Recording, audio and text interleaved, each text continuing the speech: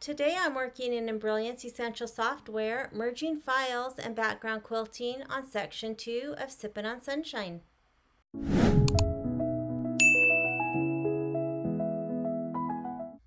Starting on Section 2 for Sippin on Sunshine, I am going to start combining my background quilting and my embroidery file in software. Now this is totally optional. You don't have to do anything in software, of course. We did all of Section 1 just bringing our files in right at the machine. But I am going to combine my files and take out some of the steps that I don't need and have those files ready to go. In order to bring files in Embrilliance, you can use this merge stitch file icon. You would navigate to where you keep your file. You would bring your file in, and then if you need to add additional files, you would just use this icon. Again, navigate to where your file is kept and bring it in. I find a faster and easier way is to go ahead and just open the folder where you keep your files. Now on my desktop, just for easy access, I have a folder called Embroidery, and I have all of my files that I've purchased. I have them in folders, and the folders or designs that I use the most, I add an asterisk to the name so that they are always the first to be listed. So no matter how many files or folders I add to the main folder, Kimberbell is one that is always right there at the front, and it's easy for me to find.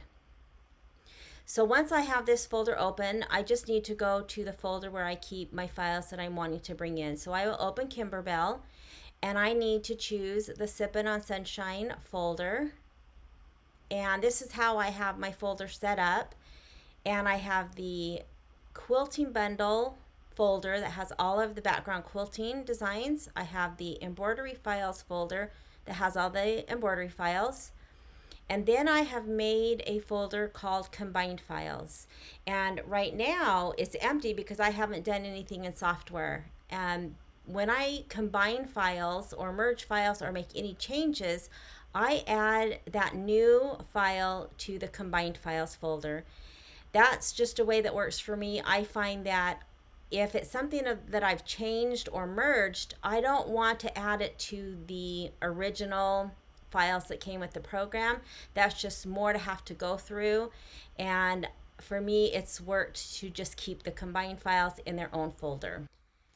The files I'm going to work on today are only for Section 2. And so I just wrote down what was in Section 2 and just looked and wrote down. So when I'm working on them, they are not in any sort of order other than how I just kind of looked at the book and picked. So the first that I'm going to work on is the Bluebird. That's on page 24. And I need the background quilting. I need to bring that in first, and that uses Insect 7. So I will open the Quilting Bundle, Insect 7, and I need the block by block. And this uses the 6x6 design. So I'll choose that, and I will just drag and drop that into the hoop. Now I can just go back to the folders and choose the embroidery files. And this again is much easier than using that merge stitch file icon. I'll open the embroidery files, and I need to choose the Bluebird, and I will drag and drop that into the hoop. When I work in embroidery software, I like to rotate the block so that it's correct facing, and it's just easier to look at, even if I'm not really doing a whole bunch of different things. I also like to stitch that way, and so when I save the changes that I'm going to make, I will save it so that it's right facing. So to do that, I'm on a Mac. I will Command A to select both designs. You can just draw and select both of those, and then I'm going to go to this rotate and rotate that to the right. Now this is a block that just is centered when you bring it into software, and it will be centered when it's stitched out. So there's nothing that I need to do as far as alignment. you'll notice that this tree branch does go past the batting line. This inside orange line is where the batting will be tacked down and trimmed, or you could cut your batting to size, but it would land within that inner orange square. You can see that this is going to be stitched into the seam allowance, and that's correct. So now what I could do is I could just save this and take it to my machine. That would just be like bringing in both the background quilting and the design right at the machine. But because I'm in software, I am going to take out the step that I don't need.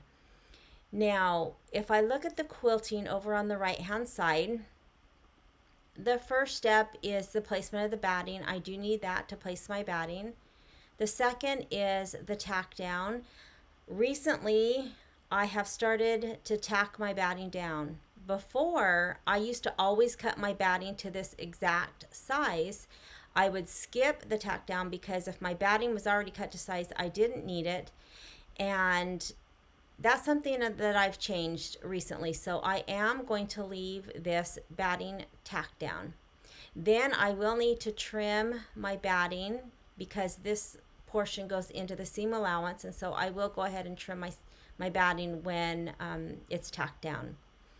Now the next step is the fabric placement line, and this is a step that I rarely, if ever, stitch on a regular block, and this is just a regular block. I use this when I stitch borders because I do my borders different than the directions, but for a normal block I do not use this, and that's because this is only 1/4 of an inch outside of the batting tack down, and our Kimberbell fabric that we cut according to the directions is a lot larger, probably about almost an inch on each side, and so I just feel that this is something that's not needed because our fabric is so large. And because I'm in software, I can select that and hit delete. Now you can choose to run that, or if you're at your machine and not using software, of course you can just skip it, and that's what I've done in section 1. I just skipped the steps that I didn't want to run, but because I'm in software, that's the great thing. I can go ahead and take out the steps instead of having to skip them at my machine. So then after the batting tack down and I trim, then we've skipped or we've deleted the fabric placement, then will be the fabric tack down. And I do need that because I want to tack my background fabric down. And then it is the background quilting, and then it will go on to start all the steps of the block. And so for this block, that's the only thing I'm going to do. I'm going to combine them, and I'm going to remove that fabric placement. So now I can save this block. You can go to File, Save Stitch File As, and save this. Now I will put this into that combined files folder. So I have my main embroidery file folder selected, then I've selected the Kimberbell, Sippin on Sunshine, and then here is that combined files folder. So I will make sure I have that selected, and I'm going to name my design, and I will save. So now I can add that to my USB. I can also choose to send this directly to my machine. If I choose, I would need my embroidery machine on, and if I wanted to do that, I would go to Utility and down to Wi-Fi. Brother and Babylock, we can send directly to our machines. Now, I normally don't do that because when I work in software, I do a lot at the same time, and I like to store my files on USBs that are project specific. So I purchased, I don't know, 10 or 12, a pack of USBs. I keep one project at a time on that USB. So I will add that to my USB for this project. That way I don't jam up my machine with all sorts of different project files. and I don't then have to go back and delete them and, try to find if I've, added a whole bunch. And anyways, I love to use USBs. So I will take this and just add that to my combined files folder on my USB. I have those same 3 files, or the same 3 file folders on my USB. So I have the quilting bundle, the embroidery files, and the combined files. And we did everything for section 1 just with the background quilting and then adding the embroidery file, and that's completely fine. You don't need software to do anything. And then here's my combined files folder that I've added this combined file. And so again, I'll add that to my USB, and then the next time I'm ready to stitch out, I will pull my designs from this folder. And for section 2, all of the files will be exactly the same. They will all be centered, which means that when I bring the quilting background in and the embroidery file, I don't need to make any sort of adjustments. I will leave them as they come in. I will take out that one step, which is step number 3 when you bring the background quilting in. That's the fabric placement. I will take that out on all of the designs and then save them. Now, when I get to section 4, no, when I get to section 3, there are some alignment things that we need to do for the blocks. They will not be stitched centered like they come into embroidery software or to your machine. There needs to be some adjustments, and we'll go over that. I'm going to do a video just on each section, but for all of section 2, it will be as easy as bringing in the background quilting, bringing in the file. For me, I am going to delete that fabric placement. I'll save it to my combined files folder, and then I will have everything ready to start section 2. So let's do one more. Now, because I've already saved this, I can just Command A to select both of those designs and delete, because I've already saved that onto the combined files folder. So now I'm just going to go to the next one that I wrote down, which was the sky block. That's on page 22. And so I will go back to the quilting bundle because I need to bring in the background quilting first. And this uses Weather 7. And this uses block by block and the 6x8. So I'll find my 6x8 and drag and drop it. Now I will go back to the embroidery file folder and bring in the sky. And that is this little sun and clouds. So I will drag and drop that. And again, when you drag and drop something or add it to Embrilliance with your merge stitch file icon, they always come in centered. And for all of these blocks in this section, that's how we will stitch them. So now I just need to go over to the quilting. I will delete that step 3, which is the fabric placement. So I will select that on the right hand side and hit delete. And that's all I'm going to do. So I'll have my batting placement. I am going to again tack my batting down. I'll tack my fabric down, run the background quilting, and then stitch out the block. That's how easy it is. So for this, I will come to File, Save Stitch File As. Again, it's in my Sippin on Sunshine Combined Files folder, and I'm going to just name this Sky, and then I will add that to my USB. So I will continue on all of the blocks for this section exactly the same.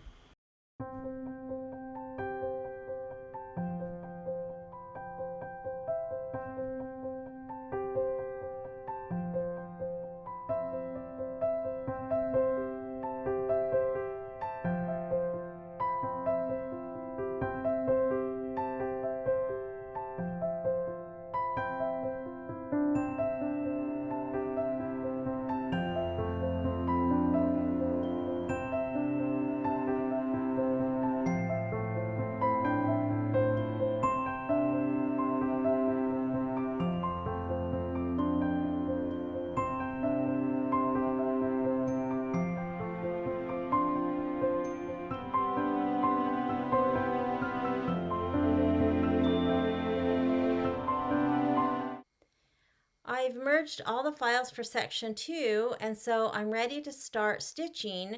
But while I'm at my computer, I am going to go ahead and do the same thing for section 3 and 4.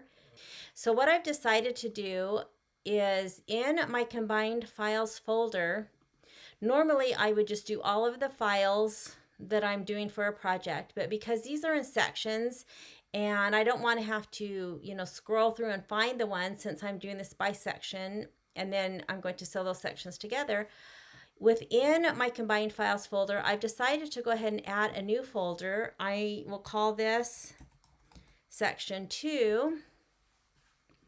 And I will just add all of these that I just made to that section 2. So now when I get ready to do section 3, I'll do the same thing. In fact, I think I'll just make the folders right now. So I'll have section 3.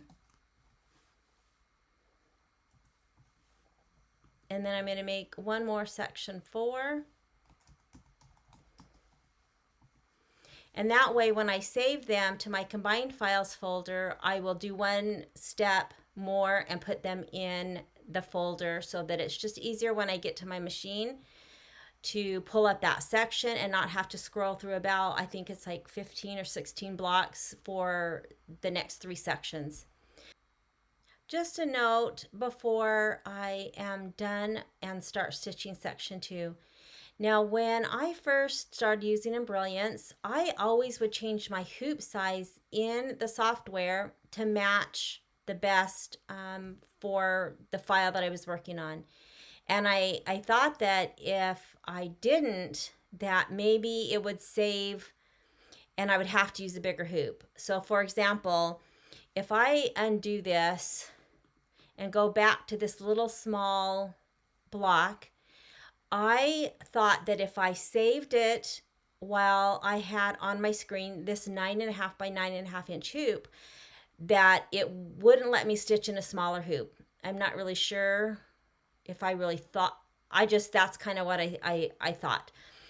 And that's not how Embrilliance works. So you don't need to change your hoop size unless you're wanting to see if it'll fit a different hoop size, or if you're trying to combine, files in the same file. So let's say if I wanted to combine 2 4x4s, I could add another one to see if they would fit and save it. But if I just have this small file and I save it, it doesn't save anything but the actual file. And so that was something that I kind of learned over time, and I didn't need to worry about, coming up to the preferences and changing the hoop size, which I did a lot of when I first started Embrilliance. So when I go to File, Save Stitch File As, it will save this file and nothing else. So it doesn't matter if I have too small of a hoop for, let's say, a bigger design. Let's say I had a 4x4 hoop chosen in my software and I had a 4x8 design that I was merging, I could still save it. Now the software would tell me that it was too big for that hoop size, but if I save the file, that hoop size on the screen doesn't have anything to do with what's saved. So if you're new, maybe that will help and you won't be like I did and change the hoop size for every file that you saved. All right, so now let's get stitching section 2.